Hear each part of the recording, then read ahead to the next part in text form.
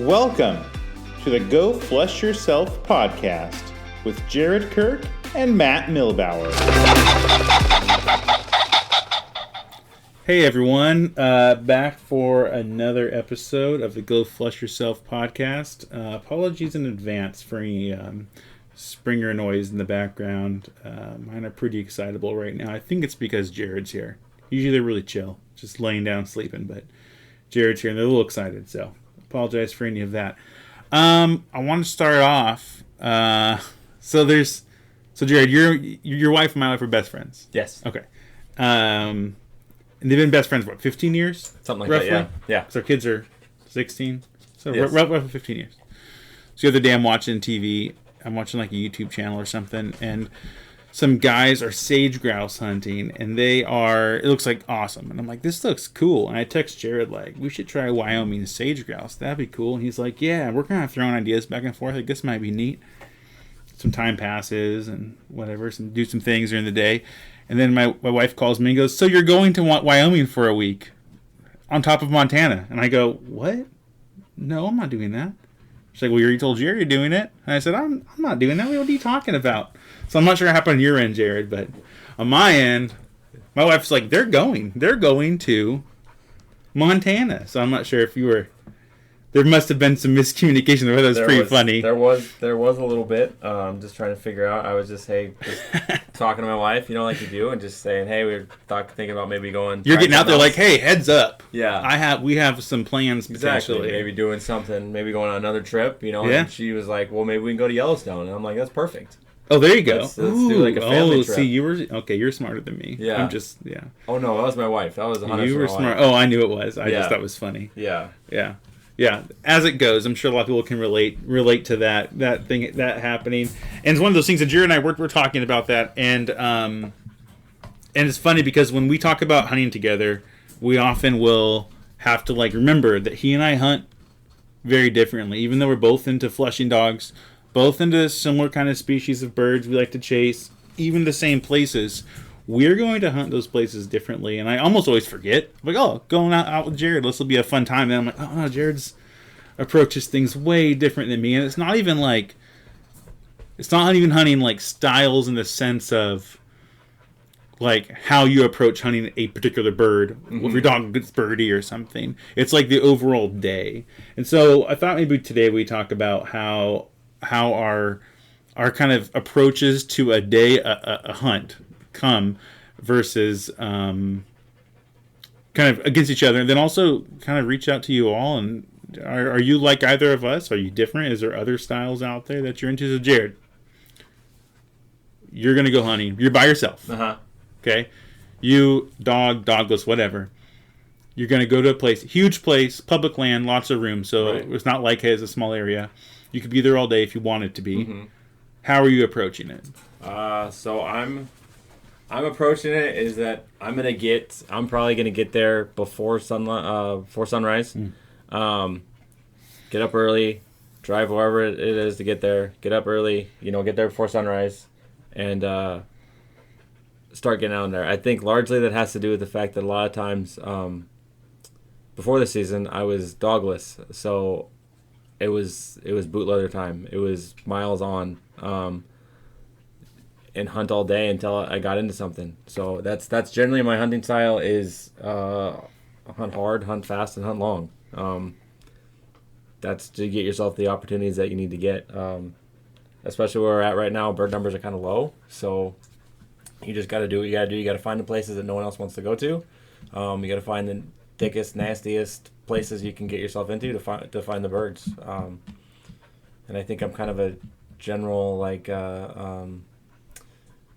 if it's in season, I'm probably going to shoot at it. You'll shoot it, yeah. If it's you'll know of species that are in season, and I might not even know what that species is. Yeah. You'll be like, oh, I shot like a snipe. Yeah. And I'm like, I don't know if I can identify one of those. I think I know what that is. I had to look it up. I remember last year we had a text string of you saying it's in season, and me going, no, it's not. And you saying it is. And I'm looking at the regs. I'm like, I think the regs say it's not. Jared, are you sure? And then I did some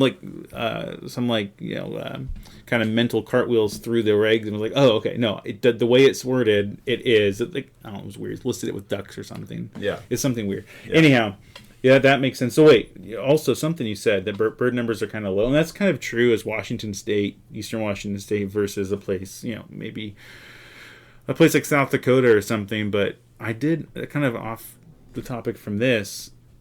I've seen a lot of bugs this year.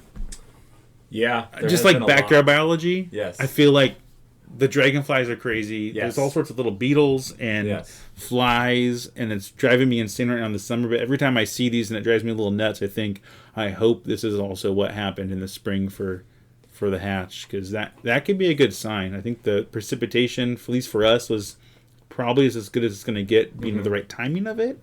That might be interesting. We'll see. We'll report back on that later. That's a future topic, but something I was thinking about this week. So, Jared, if you go out hunting and you have, I won't say daylight left, but you have time left if you wanted to use it, right, and you didn't have a bird yet, right, what are you thinking at that point? I'm still hunting. Okay. I'm still hunting. There's been times where I got up at 3 o'clock in the morning to drive 4 hours to go hunt. I think in this case we were grouse hunting. Hunted all day. I think I might have shot one, and I got home that night at midnight. And that's pretty difficult. I've done 11 plus miles, and not even shot a bird.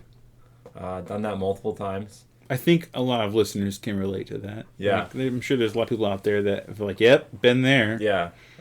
That's what it comes down to. Is just that's what I did. That's my hunting style. I think this year is gonna be a little different with the pup and stuff like that. I'm probably gonna have to rein myself in a little bit. Maybe not hunt the 11 plus miles with a 6-month-old dog. That might be a little much. Asking a little much for him. You might be able to take. Yeah, I didn't think of that. You may be able to take him out, put him back, hit something else up if you wanted to keep going. Yeah. I didn't think of that. We were talking about that for we're planning a Montana trip this year, and we're talking about his dog and the puppy and having to worry about how much miles to put on. But because my style is different, or the way I approach a day of hunting is different, it kind of lends itself to us hunting the same way with your puppy in Montana. Well, and next season might be different. Well, there's always a 2-car option. There's always a 2-vehicle option. Okay. So I guess we'll go into kind of the way I approach a hunting day. It's different from Jared. We've learned this over the years.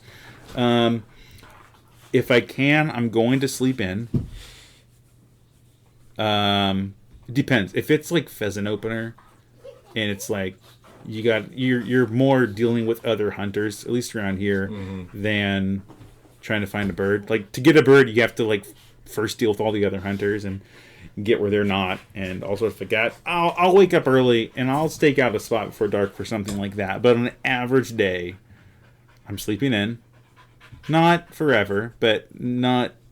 I probably won't. I might set an alarm for like 8 a.m. just in case. But I'll usually wake up around 7:30, kind of naturally. But just in case, so I don't get out there too late. I'll have kind of my stuff already ready to go in the garage. Load up the truck, load up the dogs, have some coffee ready to go. Have a couple Yetis full of coffee, Yeti mugs full of coffee in the truck for backup. Thinking about food right away. I'll probably have some jerky with me. Got it. It's a whole ordeal.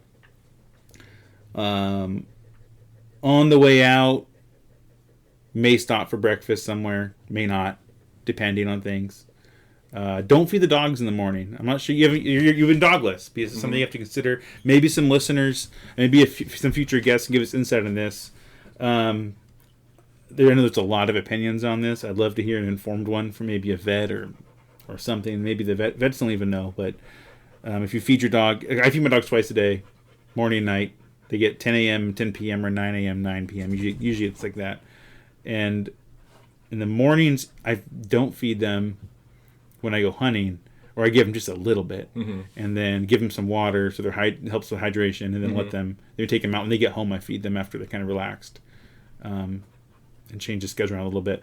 But I don't know if that's the right way or not, or if anyone even knows what the right way is. So the one time I gave in and fed, I fed Bridget before we went out. She was super sluggish and was done like halfway through. That could have been something else. I don't know. It might not have been the food. Anyhow, don't feed the dogs. Take them out.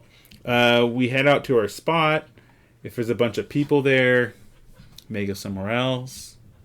May not. Depends on the spot. Depends how big the area is and how well I know the area or how much I want to hunt that place that day. Pick a spot, go there, and then we'll kind of casually walk. Let the dog work, watch the dog. If it's me by myself, I can try to stay quiet and just watch the dog. They really don't need a lot of, especially Bridget doesn't need me really keeping her in range. She'll stay in range. So don't worry about that and just kind of quietly hunt and really not worried about getting the bird. Well, I am. I want to get a bird. Right, yeah. For the dogs. For the dogs. For my freezer. Yeah. For the Traeger. Yeah. But like, if a few hours go by and I'm like, nothing's really cracking here. There's a good football game on today. Or I could go lay on the couch because it's Saturday and hang out and have a beer. I have no problem leaving the field a few hours in and going back home and being like, that was good. We got out. Dogs ran. Got out in the morning. And then on the way home, that gas station hot box is a must. And I know where they're all at around me. I'm starting to track where they're at in other places. Like, I know where they're kind of at where we go in Montana now. But those gas station hot boxes, you got to find the place with the good chicken tenders, with the good pizza pockets, the right sodas in the fountain machines, and if it's good. You know how it is if you go to gas stations. Sometimes those soda machines aren't good mixes, and where the good places are. Some places out, maybe where we go out in Franklin County, I don't want to say much more than that. Mm-hmm. There's some good tiny little towns with some good little grocery stores with some good delis. And the only reason I know that is because of bird hunting. So I'm definitely like, my day is a day. It's not just about hunting all day and that. I enjoy that. I also like hitting a few different spots. And I think you do too. Yeah. But I like hitting a few different spots and maybe hitting up a new spot and doing that. But I don't think either way is wrong. It's just different ways. I mean, yeah. It's a hobby, and at the end of it, right? And maybe a way of life for some, and towards that way from a hobby. Somewhere between a way of life and a hobby. But I don't think, if you're doing it legally and ethically, I don't think there's a bad way to approach it. So I'm curious how the listeners feel about how they approach. Dogs are what we call face fighting. If you have two dogs, you're probably aware of what that is, and you can imagine that. But essentially chomping each other's teeth together. Don't know where that comes. I don't know. Weird thing. Anyhow, so if you hear that, apologies. But I don't think there's a bad way to do this. I don't know, Jared. What are your thoughts on two different ways? How does it work between two of us being friends and wanting to hunt together, but we're approaching it differently? Well, I think there's a difference between like how I want to hunt and how I actually hunt. Okay. A lot of times, I have kids, so there's been times where I've dropped my kids off in a minivan and had a shotgun in my vest in the back of the van, and then drove to go hunted, and then came back and picked up my kids. So that's like I'm getting out in the field at like 9, and just putting a couple hours in the spot that's relatively close to the house, and then coming back. So that's a lot of it is just trying to do that kind of stuff. So it's. I don't think how you hunt is the most important part. I think the most important part is just that you hunt. Keep getting out there. Yeah, just keep getting out there. Like, yeah, I would probably never do what you just described. Like for me, it's like a whole like the night before is like I get to go out tomorrow. Right. Like Friday night after work, I'm like, all right, tomorrow I'm going out. Right. I got the dogs ready, got all my stuff ready. It's like, it's kind of like baseball, football, or like. For me, those are fun to play because of the equipment. Mm-hmm. Like, I want to get all my equipment in order. Sure. And have the equipment. Right. And look at other equipment and dream about other equipment. No. And it's true of hunting, too. So, like, the night before, get all my stuff together and thinking about it. Like, if it was like, hey, you can go hunting right now for 2 hours, you'd be like, in the middle of the afternoon because there's an opportunity. I'd be like, that's kind of taking me out of my element. Like, that's not really hunting. That's just going out. Even though it really is the same thing. I don't know. That's where my mindset is. It's interesting. Maybe this year, you have your dog. We'll probably have to 2-car it. Yeah, we will. I think it's a good idea because then I can go do my thing. Yeah. We can even split up at times. Yeah. And then you can hunt your way, and at 11 o'clock or noon, and I can be like, well. Yeah.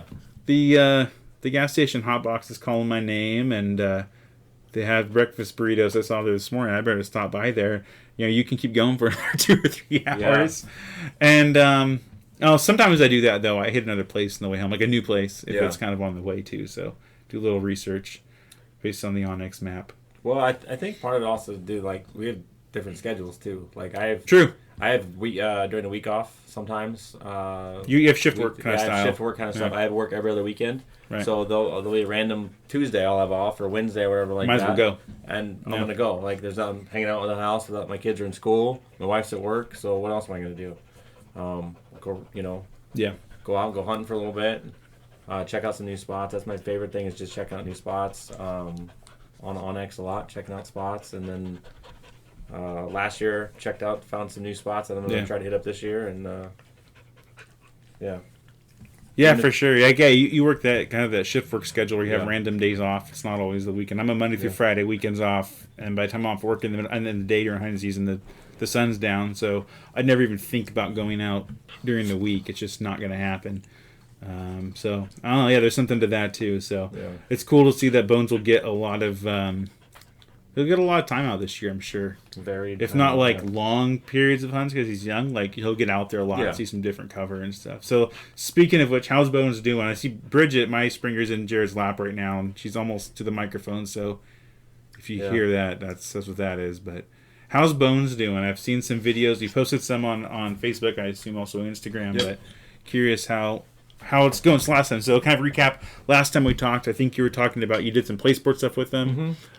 Maybe some recall? A little bit of recall? Yep, doing some recall stuff. So I looked at it today. I've had Bones 3 weeks.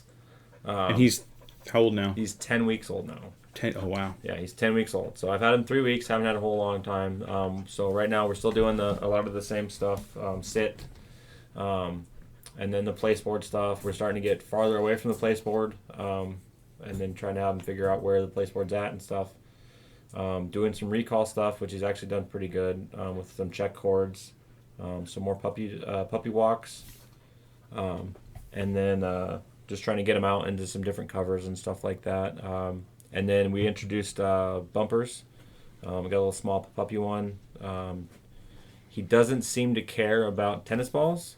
However, you put a tennis ball in a sock, and he loves that. That's weird. And he loves the bumper, but just plain tennis balls is not his thing. Just has no real interest in it. We'll kind of do it, but then it's you can tell the difference when I got something else with him. So I'm guessing that will change. I've just never seen a Springer, a Lab, or Cocker ever not like a tennis ball. Like it's almost, I don't know what that is, but I bet here's what's going to happen when he's around my dogs. Mm-hmm. Once he's all vaxxed up and you're around my dogs, I bet he will see them chase tennis ball. He might not be able to outrun them yet, right? But he'll be like, oh wait, I want some of that. Yeah, I think that's what it is, and he should be vaxxed, all done with his shots next week. Cool. So hopefully we can bring him over and start doing some, at least working with your dog, so at least he has an idea of who they are and stuff like that. So when they actually go on the field and maybe see your dogs out in the field. Maybe go do a training day, early because it's super hot right now. But it's like it's triple digits. I think it's that way in a lot of the country right now. But it's bad. You can't really do much at all. No, it's getting up. I'm getting up really early in the morning and taking them out. Yeah, smart. For about an hour and a half or so. Just kind of doing various little things here and there with them, and then just doing a bunch of stuff inside, little 5-minute sessions a couple times a day. And he seems to like it. Seems to be kind of enjoying it and figuring his stuff out. So it's fun. Cool. Good to hear about where Bones is at. It'll be interesting to see. So Bridget loves puppies. We have a puppy in the house right now, but it's a Yorkie, not a bird dog. Barely a dog, right? She's little, but she loves the spaniels, especially Bridget. And Bridget will be really gentle with her and will slow her speed down, which is good because she's got quite the speed on her. But it's funny because Sophie, who usually is really chill, like she'll lay down all day, she'll cuddle you all day. When the puppy's around her, she's like, "Get away from me! I don't want to deal with you." And she's had a litter with her previous owners. I don't know if she's like, I've seen puppies. I'm over that. PTSD. Yeah, like nope.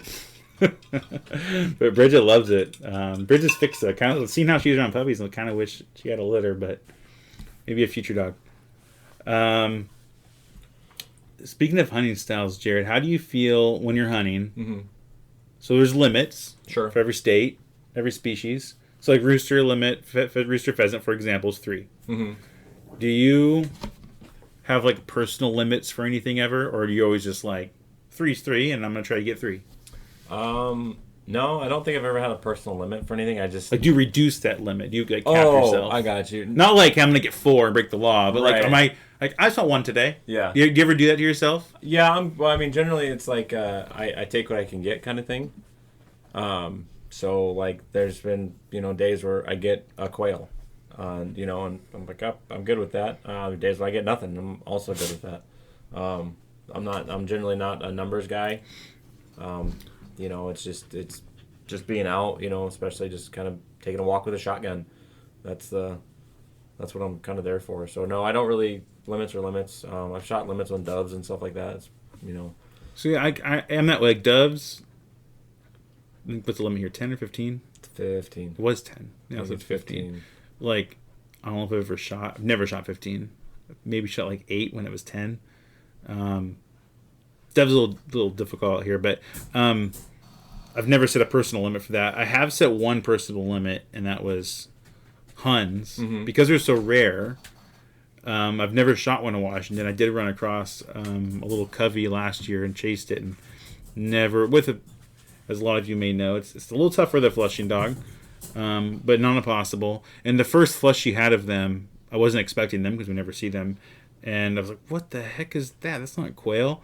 Thinking it was maybe valley quail. And then by the time they were too far away, I realized what they were, and I was pretty pissed because they were in gun range and everything. Chased them for a while and could not find them again. But I told myself, I don't know what the limit is. It's more than 1. I want to say it's like 3 or 4 or 5, 4, somewhere in that range. But I told myself, if I see them again, I will only shoot 1 for the year. Yeah. That's because the population is so small. I don't know if the habitats. Might just be in the wrong spot where we were at too. Like we might be on the fringe of their habitat. That could be. That could be. Places. I would believe that. I bet, thinking of kind of how the geography of Washington State, I think we might be on the very fringe of that. And a lot of it's broken up with ag now. Yeah. Where they want that kind of wide open flat grassland. Yeah. Where I was, that's what it looked like. But I mean, and there was a lot, like 1,000 acres, 2,000 acres of pretty much just that. And never ran across them again. I've never seen them really before here. But yeah, like I said, personal limit of 1. Like I'm gonna shoot 1 because I'm not devastating this covey because I legally can. So, right. That's the only time I've really set a personal limit when it comes from hunting style.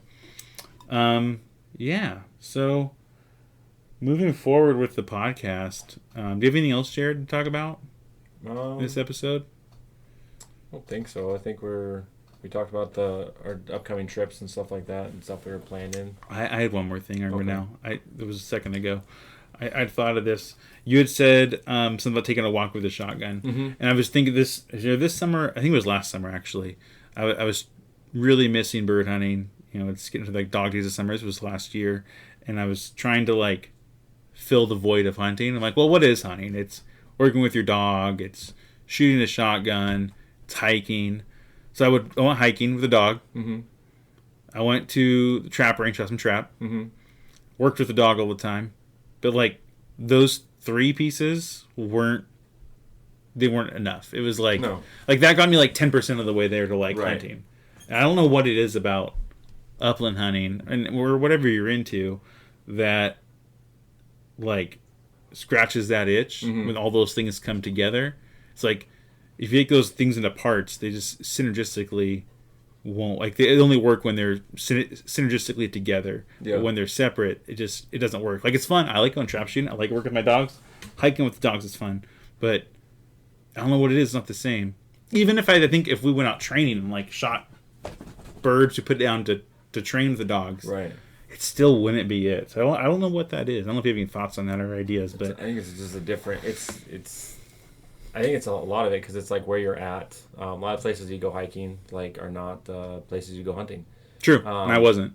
And so like you have that part of it. She even flushed quail, but can't hunt there. Couldn't hunt there. Just watch them. Like, that's cool. I think that's part of it, and I think it's on, especially here. It's the time of year and the and it's October. Like October's the greatest. It is.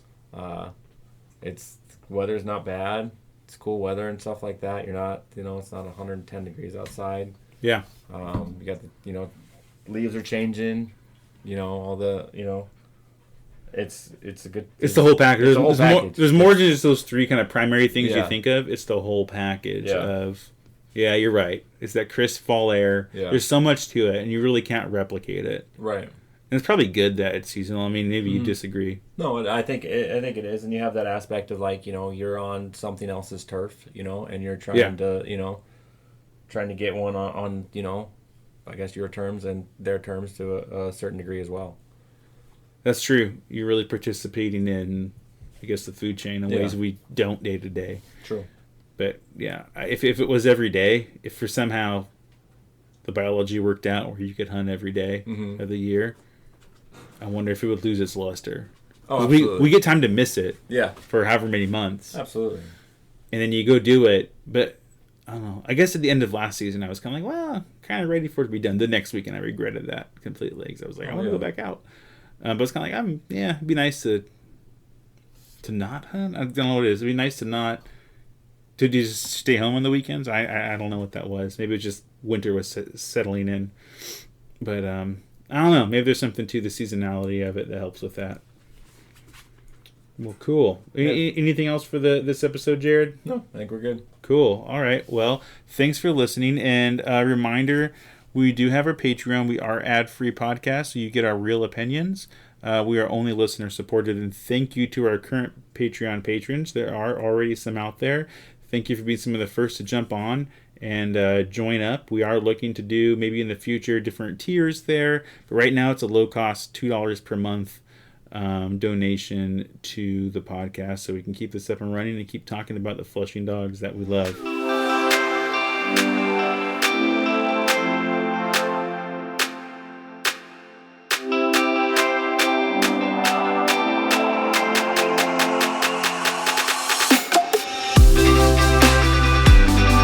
Thank you for listening to Go Flush Yourself podcast.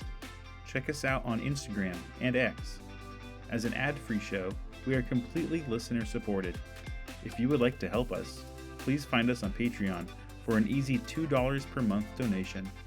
We also have Go Flush Yourself merchandise available, including stickers. Check out the podcast description or the Patreon page for more information.